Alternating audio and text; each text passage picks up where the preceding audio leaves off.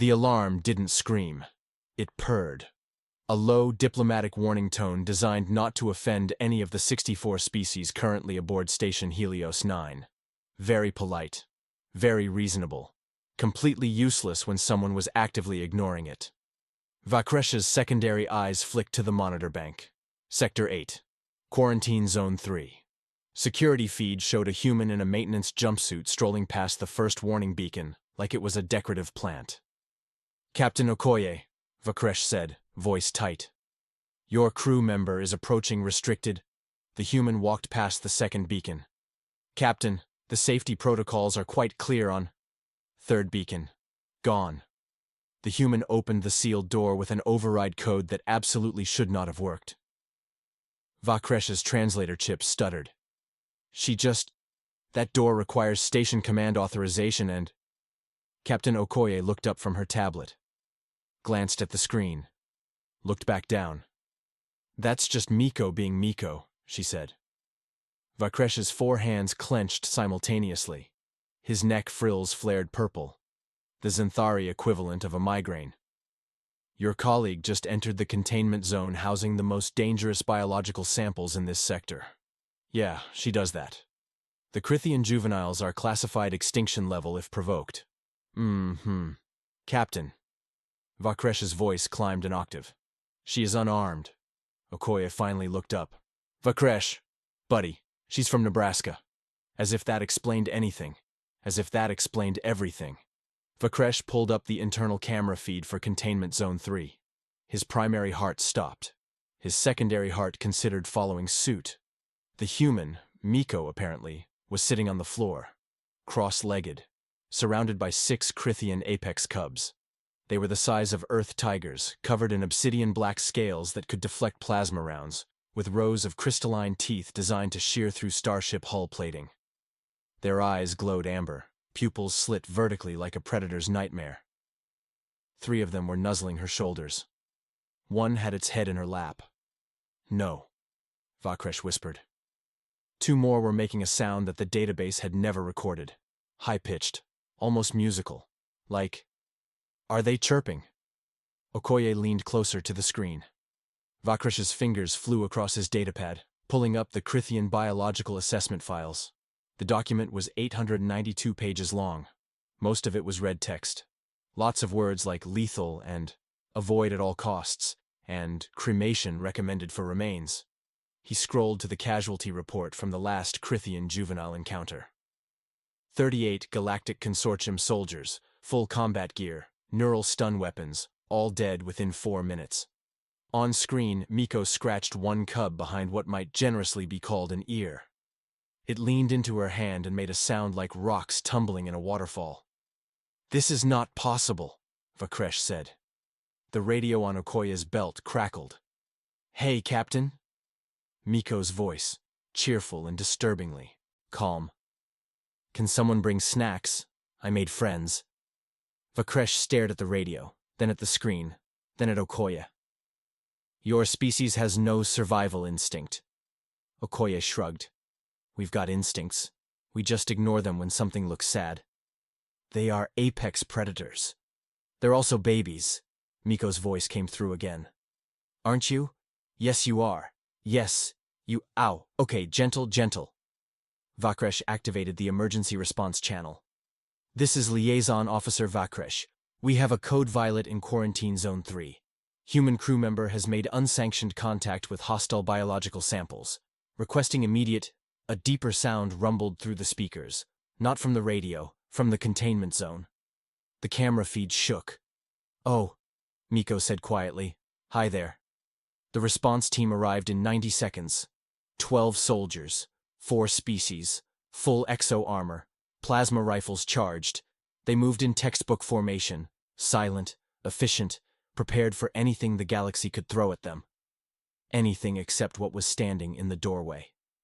The mother Krythian was the size of a small personnel shuttle. Her scales were deep midnight blue, scarred from decades of territorial battles. Her eyes burned like twin suns. According to the database, she had personally killed a consortium survey team that had attempted to tag her cubs for research purposes. She stood in the threshold between the outer corridor and the containment chamber, looked at the soldiers, looked at Miko, who was still sitting on the floor with cubs crawling over her, and sat down. Just folded her massive legs and sat, creating a living wall between the armed response team and her young. The team leader's rifle wavered. "Liaison, we have a situation." "Stand down," Vakresh barked into the comms. "Do not engage. Repeat, do not engage." "Sir, the human is somehow still alive, and I would like to keep it that way until I understand how." Captain Okoye leaned over Vakresh's shoulder, watching the monitor.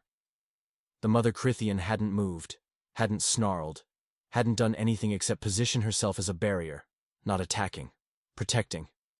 "We are witnessing the impossible," Vakresh murmured. On screen, Miko gently moved a cub off her leg and stood up. She approached the mother slowly, hands visible. The massive creature's eyes tracked every movement. Miko stopped 3 feet away, extended her hand, palm up. The mother Krythian leaned down, sniffed. Her nostrils flared wide enough to swallow Miko's entire arm. Then she made a sound, low, resonant, almost approving. Okoye grabbed the radio. "Miko, what did you do?" Static crackled. Then Miko's voice, slightly sheepish.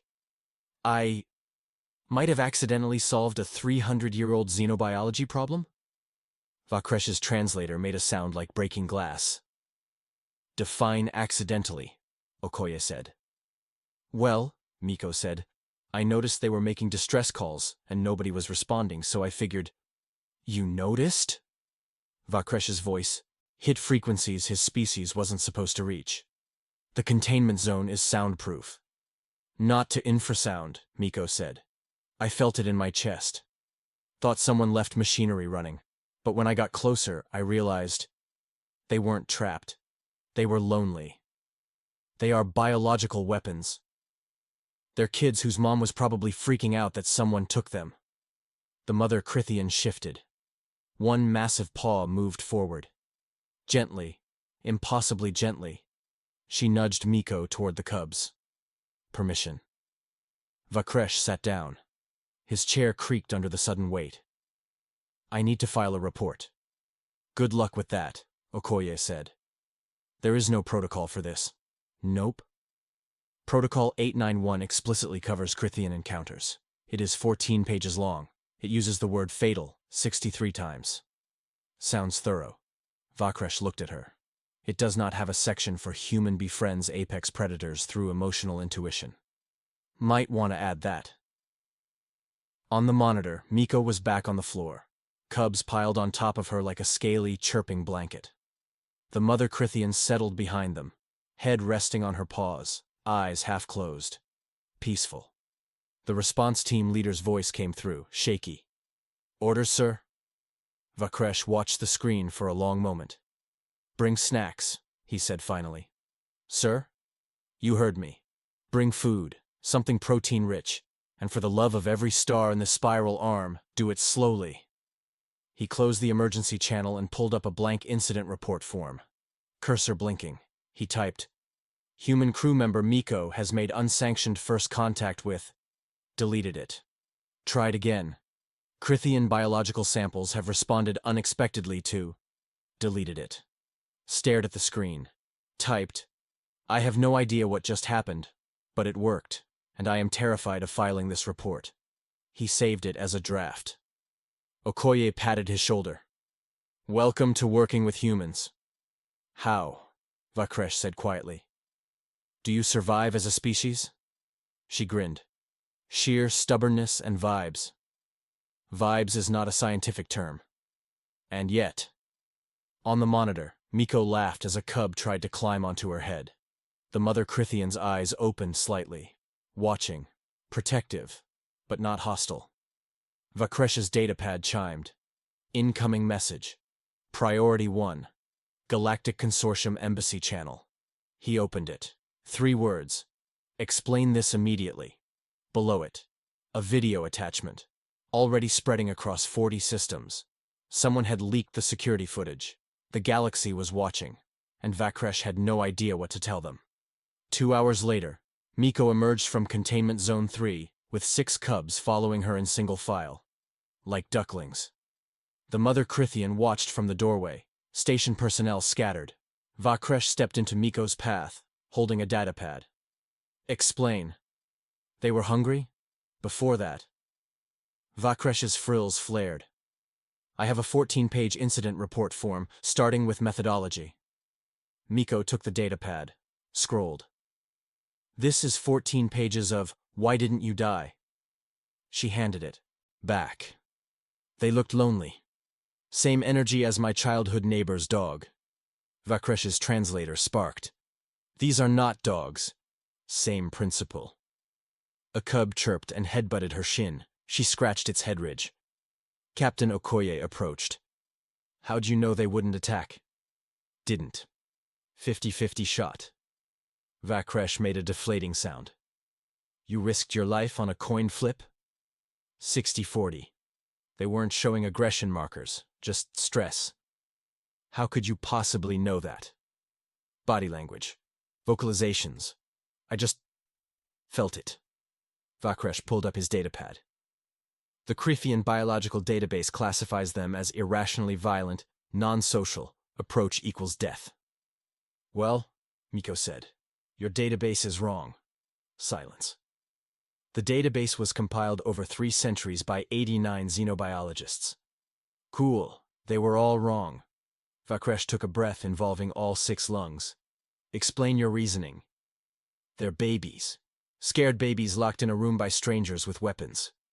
They killed 38 soldiers. Yeah, because you stormed in with guns and fear stink. She looked at him. How would you react if armed strangers grabbed your kids? Vakresh opened his mouth. Closed it. The database was written by people who showed up ready for a fight. Miko knelt. A cub climbed into her lap. Watch. She kept her voice soft. Made low humming sounds. The cubs responded. Chirping back, moving closer. They respond to calm, Miko said. Non-threatening posture.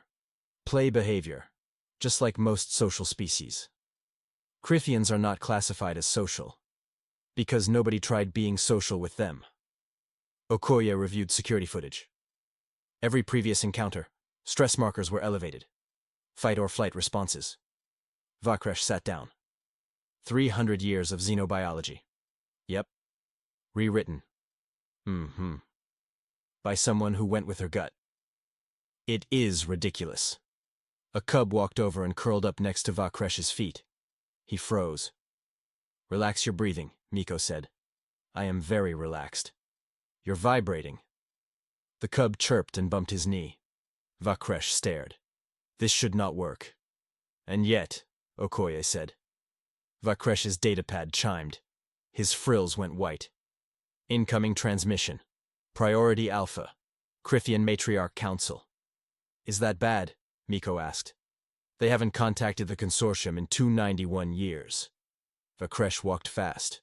The last time they declared 11 star systems off limits under penalty of extinction. Oh. This is a war declaration. They burst into the command center. Vakresh threw himself into the communications chair.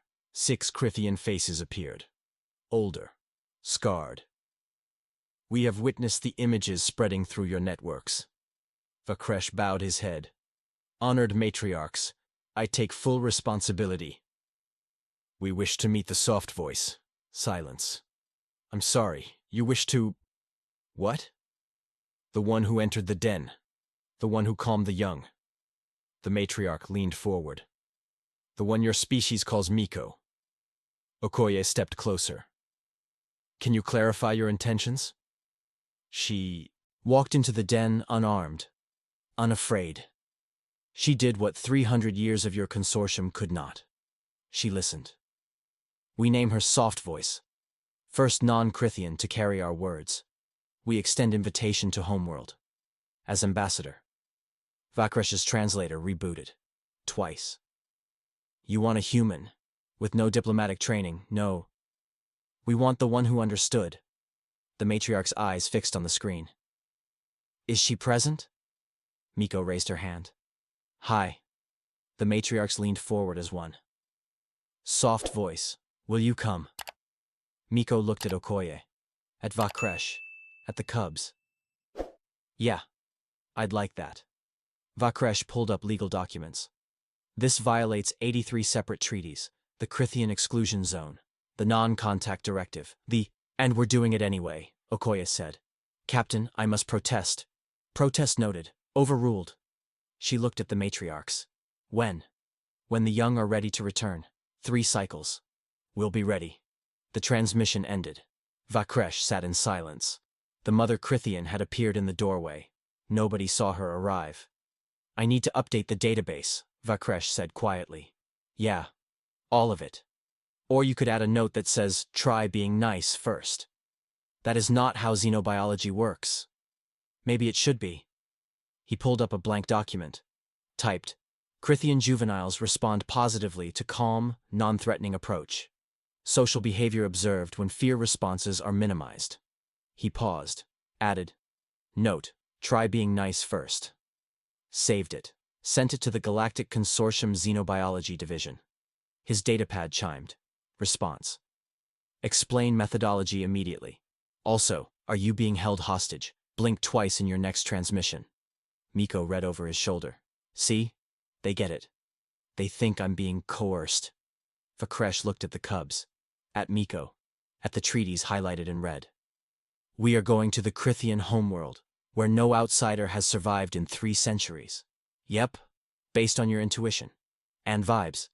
That is not a scientific term. You've mentioned. If we survive this, I am requesting a transfer. To where? Anywhere humans are not. Okoye grinned. Good luck with that. You just made first contact with a species that's been isolated for 300 years. Led by a human who ignored every rule in the book. She gestured at the news feeds lighting up across 40 systems. We're everywhere now. Vakresh pulled up the station roster. 89 crew members. 8 were human. This is a nightmare, he muttered. A cub chirped and climbed onto Vakresh's lap. It looked up at him, made a small, happy sound. I hate this, Vakresh said, but he was already petting it. The shuttle dropped through Krythian Prime's atmosphere like a stone wrapped in prayers. Vakresh sat in full ceremonial armor. It was supposed to convey respect and diplomatic authority. Mostly it made him look like a very anxious can of preserved vegetables. This is a death sentence, he muttered for the 15th time. You said that already, Miko replied. She wore her maintenance jumpsuit. Clean, but still just a jumpsuit. Because it bears repeating. Vakresh checked his datapad. 291 years. That is how long it has been since an outsider set foot on this planet. 0 survivors. Maybe they just didn't come back because they liked it here. That is not what the reports say. What do the reports say? Vakresh scrolled. Retrieval mission found landing site. No bodies, no equipment. Only message carved into stone. Go back. See? They might have just really wanted privacy. The shuttle's landing gear engaged. Through the viewport, Krythian Prime looked like someone had taken a mountain range and given it teeth. Jagged cliffs, deep ravines, rocky outcrops where hundreds, maybe thousands of Krythians watched their descent. Silent. Waiting. I am going to die in ceremonial armor, Vakresh said. This is not how I envisioned my career ending. The shuttle touched down. The ramp extended with a hiss. Miko stood. Ready? No. Cool. Let's go. She walked down the ramp first. Unarmed, hands visible. Smiling like she was arriving at a friend's house for dinner. Vakresh followed 3 steps behind, every muscle locked. The Krythians were everywhere. On the cliffs, along the ridgelines. Massive adults with scars older than some civilizations. They didn't move, didn't make a sound. Just watched. Miko waved. Hi, everyone. Her voice echoed off the stone. A ripple went through the crowd, not hostile. More like surprise. The matriarch descended from the highest cliff. She moved with the deliberate grace of something that had never needed to hurry because nothing could threaten it. Her scales were deep blue-black, marked with silver along the ridges. She stopped 10 feet from Miko, looked down. "You carry no weapons," the matriarch said. Her voice was like tectonic plates shifting. "Why?" Miko shrugged. Seemed rude. Silence. Then the matriarch made a sound, low, rumbling, almost like laughter. The soft voice speaks truth. She turned. "Come, we have much to show you." Vakresh's translator took a moment to catch up. By the time it did, Miko was already following the matriarch deeper into the canyon. "Wait," Vakresh called. "What about diplomatic protocol? Standard greetings? The ceremonial?" "Your ceremonies are slow," the matriarch said without turning. "We have waited 291 years. We will not wait longer." Vakresh hurried to keep up, his armor clanking. "This is highly irregular." Miko glanced back. "Relax. We're doing great. We have been here for 3 minutes. And nobody's dead. That's a win." The path wound between stone walls so tall they blocked out the sun. Krythians moved alongside them in the shadows, seen only as glowing amber eyes and the scrape of claws on rock. They emerged into a massive cavern. Natural light filtered through cracks in the ceiling. And in the center— "Oh," Miko breathed. Cubs. Hundreds of them. Maybe more. A living carpet of scales, teeth, and chirping chaos. They tumbled over each other, play-fighting, exploring, making sounds that ranged from squeaks to roars, no adults among them. The matriarch stopped at the entrance. "The nursery, where the young learn to be Krythian." Vakresh's frills went pale. "This is a test," the matriarch said. She looked at Miko. "You claim to understand us, to hear what others cannot. Prove it." "How?" "Enter the nursery, alone, unarmed." The matriarch's eyes gleamed. "Survive." Vakresh grabbed Miko's arm. "This is an execution ritual disguised as honor. Those cubs will— "Will what?" Miko pulled free gently. "They're kids. They are untrained juveniles with no adult supervision and prey instincts." "Vakresh." Miko looked at him. "I got this." "You do not got this. This is suicide." "Then I guess we'll find out." She turned to the matriarch. "Just walk in?" "If you are truly soft voice," the matriarch said, "they will know." Miko nodded, took a breath, walked into the nursery. The cubs nearest the entrance stopped playing. Heads swiveled. Amber eyes locked on the strange, small creature entering their space. Silence spread like a ripple. 200 cubs, all watching. Miko stopped in the center, knelt down, kept her hands visible, waited. One cub approached, sniffing, curious, then another, then 5. Then the nursery exploded into sound, chirping, squealing, playful roaring. Cubs swarmed Miko like she was the best toy they'd ever seen, climbing over her, nuzzling her, play-biting her sleeves. Miko laughed, actually laughed. The sound echoed off the cavern walls. She fell backward under the weight of cubs. They piled on top like a scaly, chirping avalanche. Vakresh couldn't see her anymore. Just cubs. Dozens of them, all converging on the same spot. "She is dead," Vakresh whispered. "She is absolutely—" Miko's head popped up from the pile, hair messed up, grinning.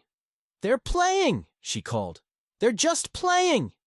A cub perched on her shoulder, making happy sounds. 3 more fought for space in her lap. The rest circled, waiting their turn for attention. The matriarch stepped forward. Her massive form moved into the nursery. The cubs barely noticed, too focused on Miko. "The soft voice is real," the matriarch said. Her voice cracked, just slightly. "After 291 years, it is real." Miko emerged from the pile, covered in cubs like a living blanket. They followed her out, chirping protests when she stood. "They were lonely," Miko said. "They wanted someone to play with them." "They wanted someone to understand them," the matriarch corrected.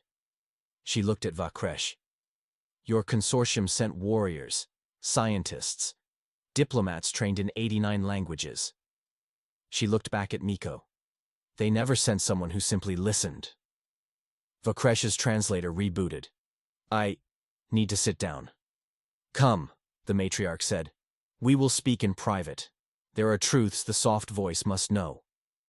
The private chamber was carved directly into the mountain.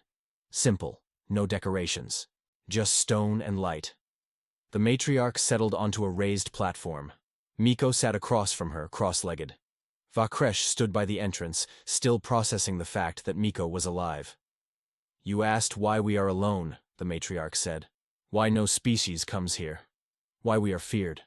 Yeah, Miko said. The database made you sound like psychopaths. We were not always isolated. The matriarch's voice was heavy, old. 3 centuries ago, the Galactic Consortium offered us membership, trade, technology, alliance. Sounds good. It was not. They demanded access to our breeding grounds, our resources, control over our migration routes. The matriarch's eyes narrowed. We said no. Miko leaned forward. And? They branded us violent, irrational, a threat to galactic stability. The matriarch's claws scraped stone. Trade embargo, no contact orders. Every species told we would kill on sight. Vakresh's datapad slipped from his hands. That cannot be. Check your own records, the matriarch said. The dates, the trade proposals, the rejected contracts. She looked at Miko. We became the monsters they needed us to be. Because if we were monsters, no one would question why we were locked away. You've been isolated for 3 centuries, Miko said slowly. Because you said no to bad contracts. Yes. Silence. And now, the matriarch continued. Humans arrive. New species. Full of potential. Her eyes locked on Miko. They will offer you the same deals, the same promises, and when you refuse, we'll be the next monsters. Miko's voice was cold, flat. Yes. Your species will be next. Vakresh picked up his datapad with shaking hands, started searching records, trade proposals, embargo dates. His eyes widened. This is all real. The timeline matches. The contracts were. He looked up. This is corruption at the highest level. Miko stood. A strange smile spread across her face. Not friendly, not warm. Sharp. Oh, she said softly. They're gonna hate what I do with this information. The matriarch's expression shifted. Something like satisfaction. What will you do, soft voice? I'm going to tell everyone. Miko pulled out her comm unit. Every species, every station, every planet with a receiver. They will silence you. They'll try. Miko's grin widened. But humans? We're really, really good at breaking things that need to be broken. Vakresh looked at his datapad. At Miko. At the matriarch. This will destroy the consortium as it exists, he said. Good, Miko replied. There will be chaos, political upheaval, economic collapse in some sectors. Better than staying quiet. Vakresh was quiet for a long moment. Then he handed Miko his datapad. Use mine. It has direct access to consortium emergency channels. Everyone will receive it. They cannot block it. Miko stared. You're helping? I am a bureaucrat, Vakresh said. Not a monster. He pulled up file after file. Here, trade proposals. Rejected. Contracts. Embargo authorization. All of it. The matriarch stood. The soft voice has allies. One ally, Vakresh corrected, who is probably ending his career. 2, the matriarch said. She moved to a carved panel on the wall. Pressed it. The stone shifted, revealing a communication array. We have been listening for 291 years. Recording, documenting. She looked at Miko. We have everything. Every lie. Every manipulation. Every species they have silenced. Miko's grin turned feral. How much data? Enough to rewrite galactic history. Perfect. Miko started uploading files to Vakresh's datapad. Because we're about to make a lot of very powerful people very, very angry. Vakresh watched the progress bar fill. I cannot believe I am doing this. Feels good though, right? He paused. Yes. Terrifying. But good. The upload completed. Miko held the datapad. Ready? The matriarch nodded. Broadcast. Vakresh closed all 4 eyes. For the record, I am noting my formal protest. Noted, Miko said. She hit transmit. The message went out across every consortium channel. Emergency frequencies, diplomatic networks, public broadcasts, evidence, documentation, 3 centuries of lies. All of it. At once. Well, Miko said into the silence that followed, that's going to be a fun conversation. The matriarch made that rumbling laugh sound again. The galaxy will burn. Nah, Miko said.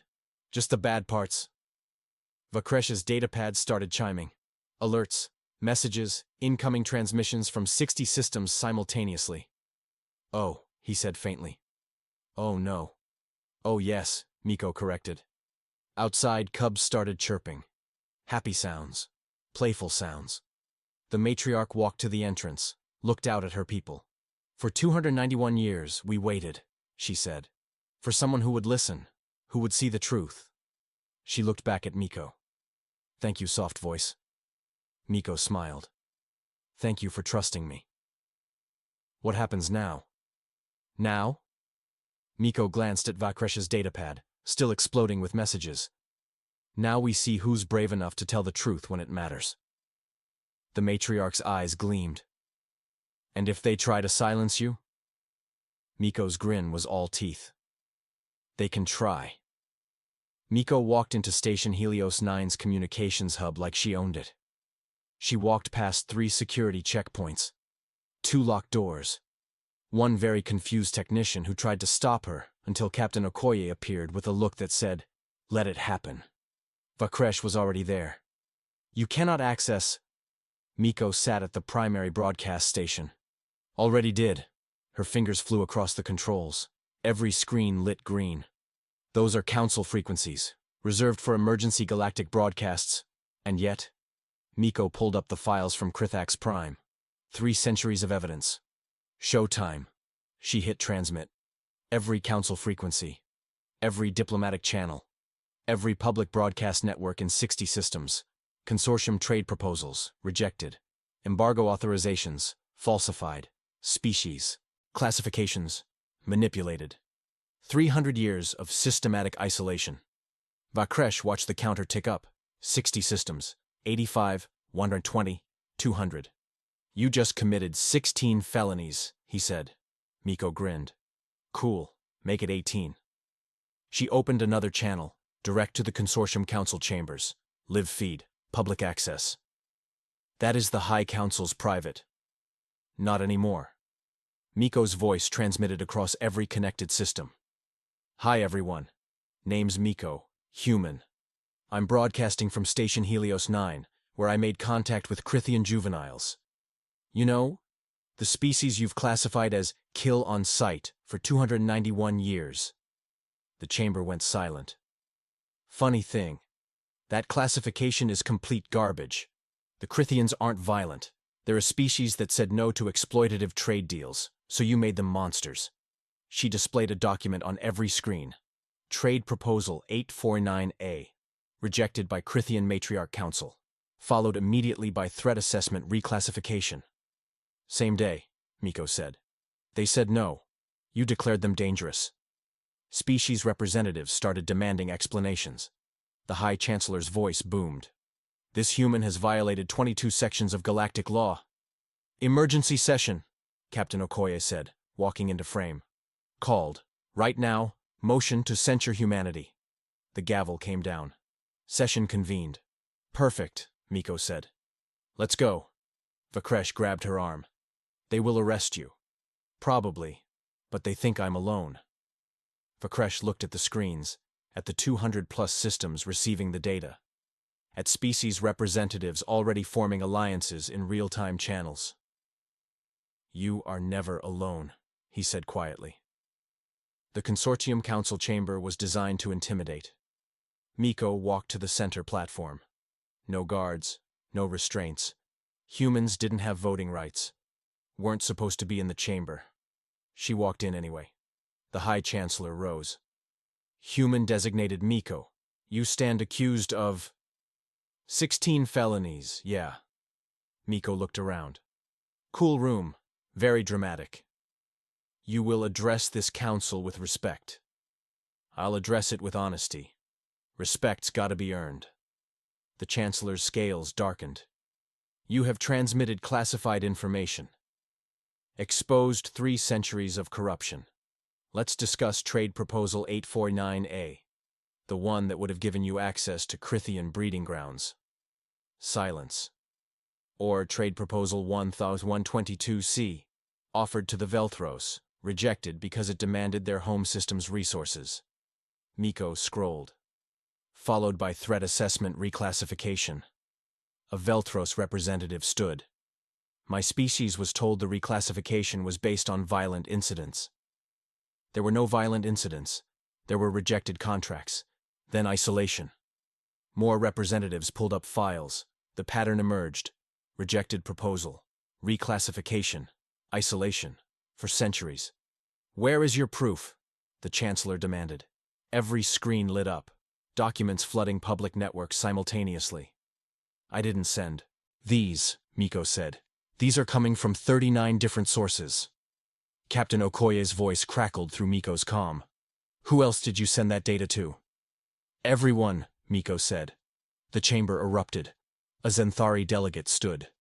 I move for immediate investigation into consortium trade practices. Seconded. The votes piled up. The Chancellor banged the gavel. This session is to censure the human. The doors opened. The Krythian matriarch walked in. Behind her, 6 cubs. The chamber went silent. The matriarch walked to the center platform. 1 cub broke formation, walked to Miko, sat at her feet, chirped softly.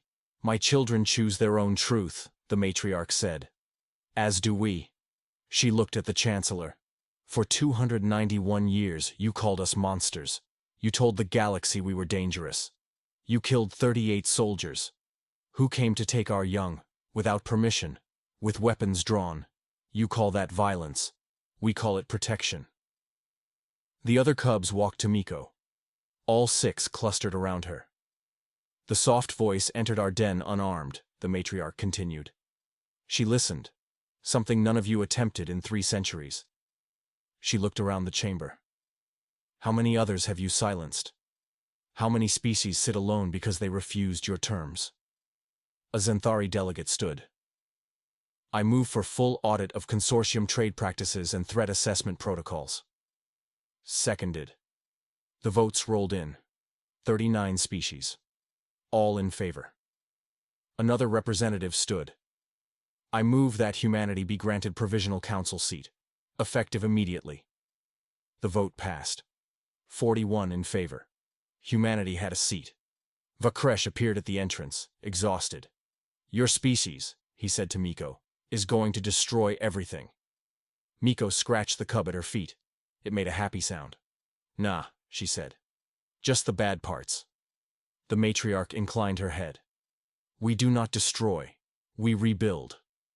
On better foundations, Miko added. Miko's office was chaos.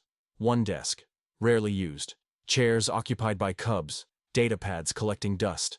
Toys everywhere. This is a disaster, Vakresh said, stepping in. A cub investigated his feet.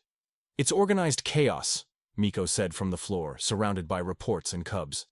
You have 89 unprocessed diplomatic requests. Mm-hmm. And 0 completed paperwork. Sounds right. Vakresh sat. The Velthros want to meet. The Tholians are requesting consultation. The Zenthari want you to speak at their homeworld. Set it up. You are saying yes to everything. Yep. A cub climbed onto Miko's lap. Vakresh reviewed his notes. New protocols spreading. Approach with calm, not weapons. 12. Previously hostile species now open to contact. The audit uncovered 43 falsified threat assessments. That's good, right? It is chaos. 3 council members resigned. 2 were arrested. Sounds like progress. His datapad chimed. Emergency call. We have a situation, a Zenthari commander said. Uncontactable species on ice planet Vrix 4. Extreme threat, no successful. Contact in 96 years. Send the file, Miko said. She was already packing. They eat previous contact teams. What do they actually eat, though? Silence. You don't know. I'll be there in 2 cycles. This is suicide. Probably, but that's the job. She ended the call. Vakresh stood. You will start an incident. That's literally my job description now. She grabbed her pack. A cub followed, chirping sadly. Hey, buddy, I'll be back. Promise. She scratched its head. Try not to get eaten, Vakresh said. No promises. She walked out, humming. The cub trotted after her. Vakresh stood in the empty office. We should have never let humans leave their planet, he said to the empty room. A cub chirped from the chair. He sat down, started processing Miko's paperwork. Outside, her humming faded. Another impossible mission. Another species nobody thought could be reached. Vakresh pulled up the file on Vrix 4, started making notes, contact protocols, environmental data, previous failures, just in case.